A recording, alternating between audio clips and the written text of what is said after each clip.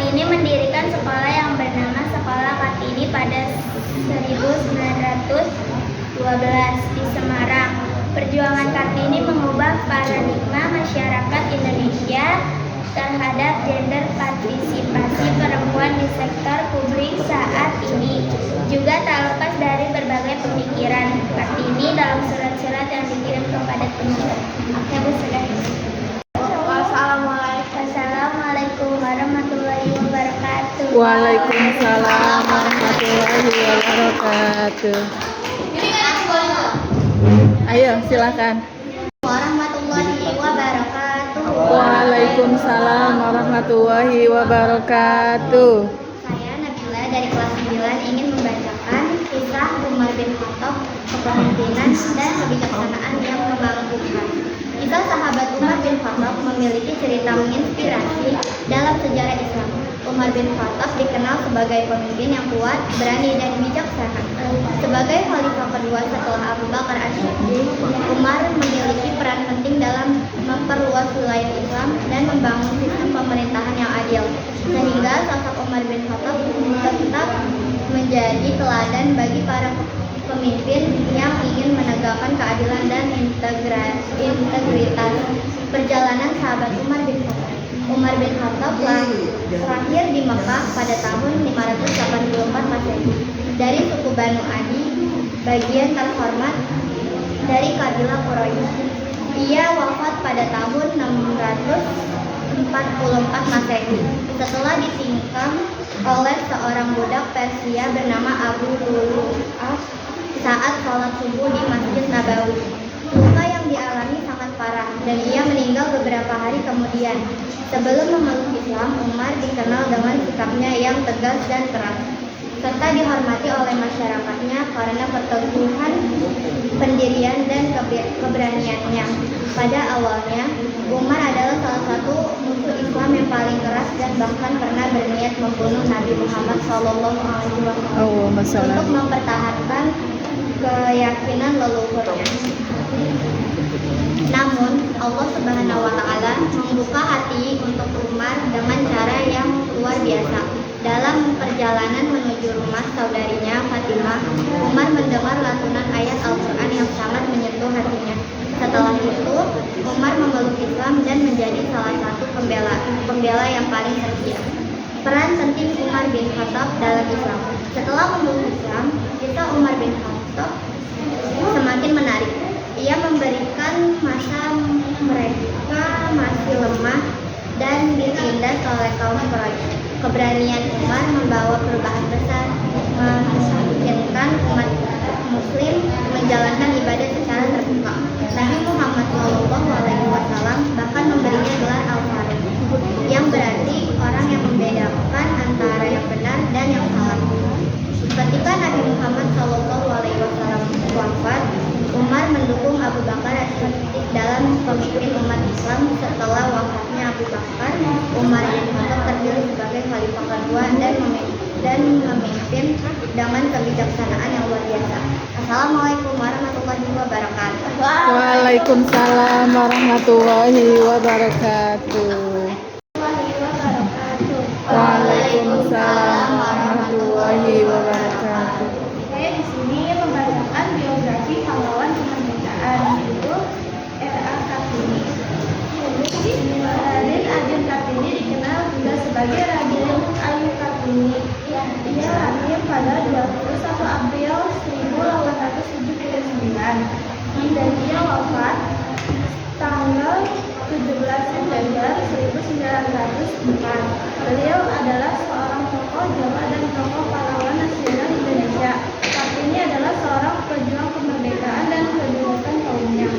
Pada saat itu, terutama pada wanita, ia memiliki tanggal lahir yang sama seperti Dr. K.R.T. Radiman di Ningrat, yakni sama-sama lahir pada 21 April 1879. Ia dilahirkan dalam keluarga bangsawan Jawa di Hindia Belanda.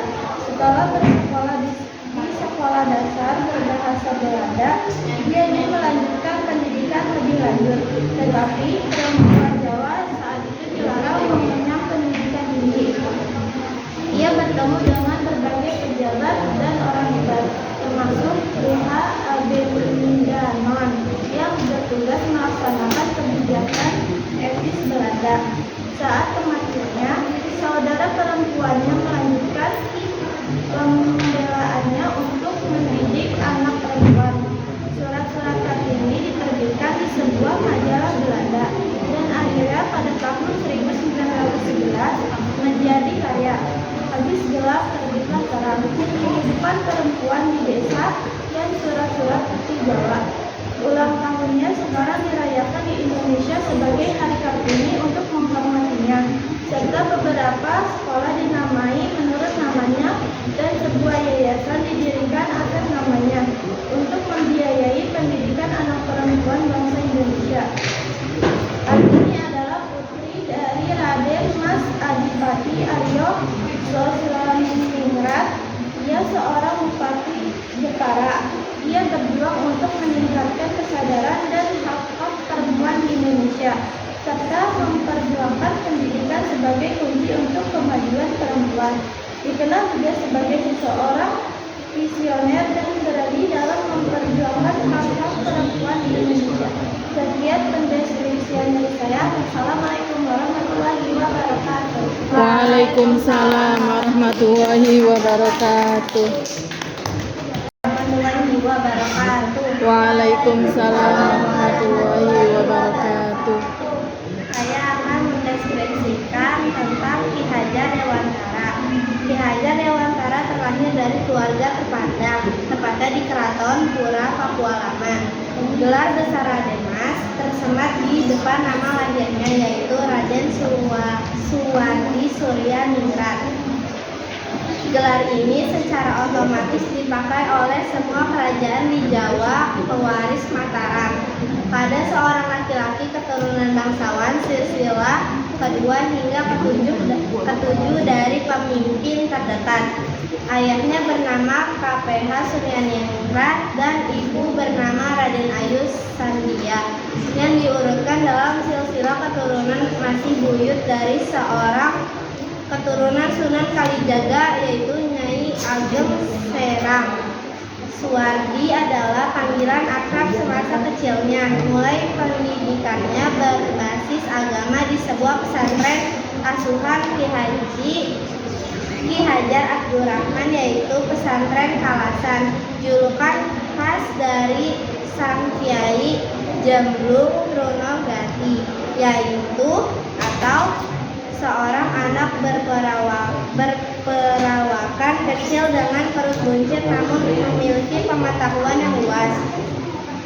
Pada masa pemerintahan kolonial Belanda, sebuah sekolah dasar berjuluk ELS menjadi tempat Suwardi menempuh pendidikan dasar. Sejak tahun 1903, sekolah ini dibuka untuk orang-orang pribumi yang terbilang terpandang, mampu secara finansial dan warga Tionghoa. Karena sebelumnya hanya diperuntukkan kepada orang-orang warga Belanda, seiring berjalannya waktu, pihak Belanda merasa ada dampak negatif dari orang pribumi, sehingga ELS kembali dikhususkan bagi warga Belanda. Wassalamualaikum warahmatullahi wabarakatuh. Waalaikumsalam warahmatullahi wabarakatuh. Waalaikumsalam warahmatullahi wabarakatuh. Saya akan membacakan kisah Nabi Yusuf alaihissalam selain kesabaran dan keikhlasan. Nabi Yusuf adalah salah satu nabi yang terkenal karena kecerdasannya serta kesabaran luar biasa dalam menghadapi berbagai ujian hidup. Dia adalah putra dari Nabi Yakub alaihissalam dan memiliki 11 saudara. Sejak kecil Yusuf sudah menunjukkan tanda-tanda kenabian, termasuk mimpi-mimpinya yang penuh makna. Namun karena kecemburuan, saudara-saudaranya melempar Yusuf ke dalam sumur dan membohongi ayah mereka dengan mengatakan bahwa ia telah dimakan serigala. Yusuf kemudian ditemukan dan dijual sebagai budak Mesir. Dia di sana ia bekerja di rumah seorang pejabat negeri, namun difitnah dan dipenjara karena menolak godaan istri sang kalisan. Meskipun menghadapi banyak penderitaan dan ketidakadilan, Yusuf akan pernah putus asa. Ia tetap menjaga umat dan akhlaknya. Di penjara ia menafsirkan mimpi para tahanan hingga pada akhirnya menafsirkan mimpi Raja Mesir dan dibebaskan serta diangkat menjadi pejabat elit yang mengatur tangan negeri. Puncaknya, Yusuf akhirnya bertemu kembali dengan saudara-saudaranya yang belum mengkhianatinya. Namun ia memilih memaafkan mereka. Kisah ini menjadi bukti nyata betapa kuatnya iman, kesadaran, dan keikhlasan dan dalam menghadapi cobaan hidup. Sekian, wassalamualaikum warahmatullahi wabarakatuh. Waalaikumsalam warahmatullahi wabarakatuh. Waalaikumsalam warahmatullahi wabarakatuh. Saya di sini akan menyampaikan cerita tentang B.J. Habibie. Jalaluddin Yusuf Habibie atau yang dikenal sebagai B.J. Habibie adalah seorang tokoh penting dalam sejarah Indonesia.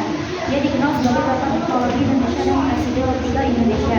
Habibie terkenal karena kontribusinya di bidang teknologi, khususnya di industri dirgantara dan juga perannya dalam transisi demokrasi di Indonesia. Berikut adalah beberapa poin penting mengenai B.J. Habibie. Pendidikan dan keahlian. Habibie adalah seorang insinyur penerbangan yang menyelesaikan pendidikan tinggi di Jerman. Dia memiliki keahlian dalam bidang desain dan konstruksi pesawat terbang, yang kemudian ia menerapkan dalam pengembangan industri dirgantara di Indonesia. Pengembangan industri dirgantara. Habibie memimpin pengembangan pesawat N250 Gatot Kaca atau pesawat pertama buatan Indonesia. Dia juga berperan dalam pendirian industri pesawat terbang Nusantara atau ITTN, yang sekarang dikenal sebagai PT Dirgantara Indonesia, yang menjadi tonggak penting dalam kemajuan industri dirgantara Indonesia. Presiden Indonesia. Habibie menjabat sebagai Presiden Republik Indonesia ketiga setelah pengunduran diri Presiden Soeharto. Masa kepemimpinannya ditandai dengan berbagai reformasi politik dan ekonomi, termasuk pelaksanaan undang-undang otonomi daerah. Kiprah di dunia internasional.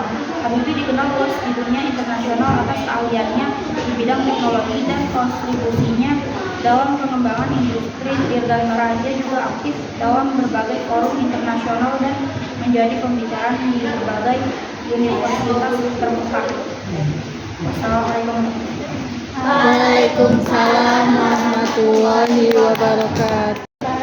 Waalaikumsalam. Kei. Raden Ajeng Kartini adalah seorang pahlawan nasional Indonesia yang dikenal karena perjuangannya dalam memperjuangkan emansipasi wanita. Meskipun tak terlalu dengan Kartini memiliki semangat juang yang tinggi untuk memajukan kaum perempuan. Dia dikenal melalui surat-surat yang kemudian dituliskan dengan judul Hadis Surat Perjuangan, yang berisi pemikiran-pemikirannya tentang pentingnya pendidikan dan kesetaraan bagi perempuan Indonesia. Wassalamualaikum warahmatullahi wabarakatuh. Waalaikumsalam warahmatullahi wabarakatuh. Assalamualaikum warahmatullahi wabarakatuh. Waalaikumsalam warahmatullahi wabarakatuh. Saya akan dulu memberikan tentang Insinyur Soekarno. Insinyur Soekarno atau Bung Karno adalah tokoh sentral dalam sejarah Indonesia. Dia lahir di Surabaya pada Juni 1901 dan wafat di Jakarta pada 5 September 1970. Soekarno dikenal sebagai orator ulung, pemikir, dan pemimpin yang visioner dalam memperjuangkan kemerdekaan Indonesia. Dia juga dikenal sebagai proklamator kemerdekaan dan presiden. Dia memiliki peran krusial dalam perjuangan bangsa Indonesia, meraih kemerdekaan dari penjajah Belanda, dan juga dikenal sebagai orator ulung serta pemikir besar yang memiliki visi tentang Indonesia. Sikap kepemimpinan, semangat nasionalisme, dan pemikiran-pemikirannya patut menjadi teladan bagi generasi penerus bangsa. Kisah teladan Insinyur Soekarno sebagai berikut, yaitu semangat nasionalisme yang kuat. Soekarno tumbuh dengan semangat nasionalisme yang tinggi sejak muda. Dia aktif dalam berbagai organisasi pergerakan dan berjuang untuk kemerdekaan Indonesia dengan gigih. Kedua, kecerdasan dan pemikiran kritis. Soekarno dikenal sebagai seorang pemikir brilian dan orator ulung.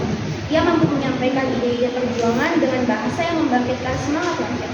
Ketiga, pemimpinan yang karismatik. Soekarno memiliki kemampuan memimpin yang luar biasa. Dia mampu menyatukan berbagai berbagai elemen masyarakat dalam satu tujuan, yaitu kemerdekaan Indonesia. Keempat, keberanian dan keteguhan dalam menghadapi penjajah. Meskipun harus menghadapi berbagai rintangan dan pengasingan, Soekarno tidak pernah menyerah dalam memperjuangkan kemerdekaan. Kelima, semangat persatuan dan kesatuan bangsa. Soekarno selalu menekankan pentingnya persatuan dan kesatuan bangsa Indonesia.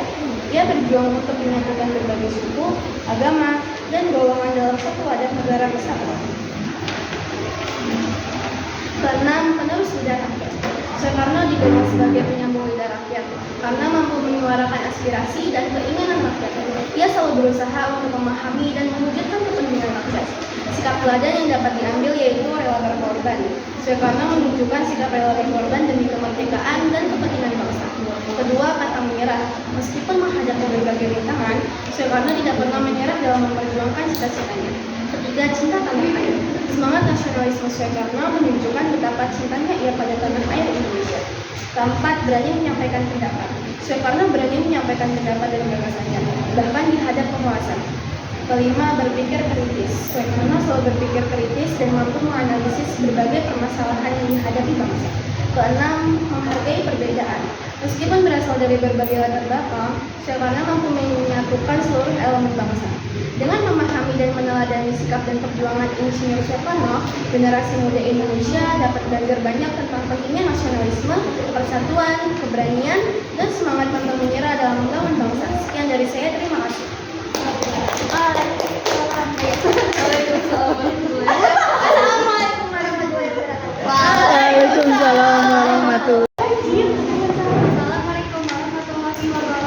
Waalaikumsalam warahmatullahi wabarakatuh.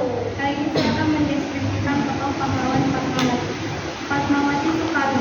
Lahir 5 Februari 1930, wafat 14 Mei 1980, Kuala Lumpur, Malaysia. Gelar kehormatan Pahlawan Nasional Indonesia.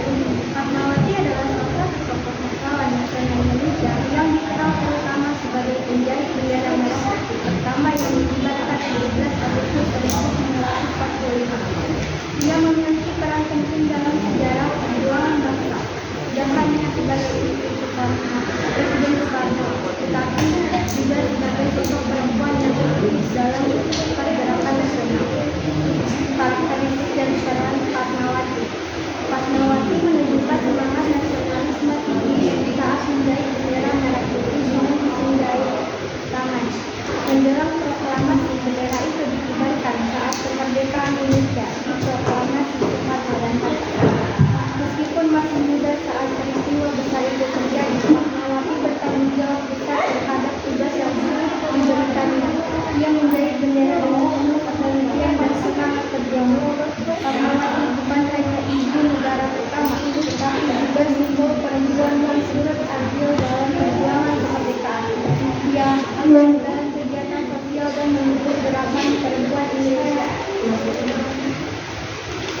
Selain itu, tokoh Fatmawati juga merupakan ibu dari 5 anak, salah satunya Megawati Soekarno Putri, yang kemudian menjadi Presiden kelima Republik Indonesia.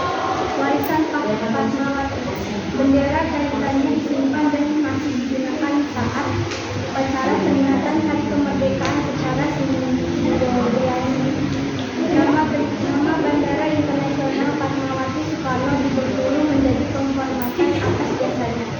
Fatmawati dikenal bukan hanya karena perannya yang balik layar sejarah, tetapi juga karena keberanian dan ketulusannya dalam mendukung perjuangan bangsa, menjadikannya sosok teladan bagi generasi muda, khususnya perempuan Indonesia. Assalamualaikum warahmatullahi wabarakatuh. Waalaikumsalam warahmatullahi wabarakatuh. Waalaikumsalam warahmatullahi wabarakatuh. Sebagai salah satu pahlawan nasional dan tokoh proklamasi yang membawa Indonesia merdeka bersama Presiden Soekarno, dan merupakan tokoh yang sangat berpengaruh peran ada dalam merintiskan membawa Indonesia merdeka dengan negara bagi semua wilayah. Selain buku yang membahas mengenai geografi dan beragam mengatakan bisa dibuka oleh mengatur sebagai cara pembelajaran itu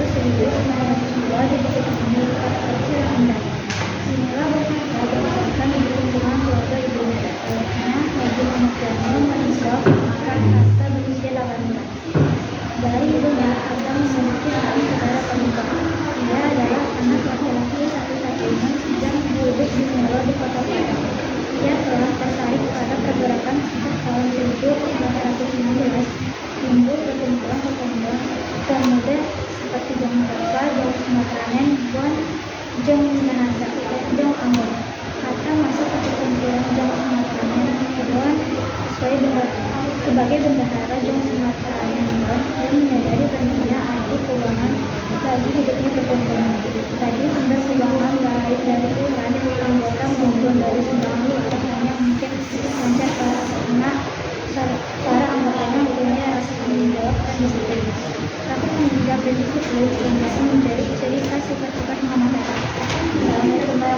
Waalaikumsalam warahmatullahi wabarakatuh. Waalaikumsalam warahmatullahi wabarakatuh. Kenalkan, saya Putra dari kelas 9.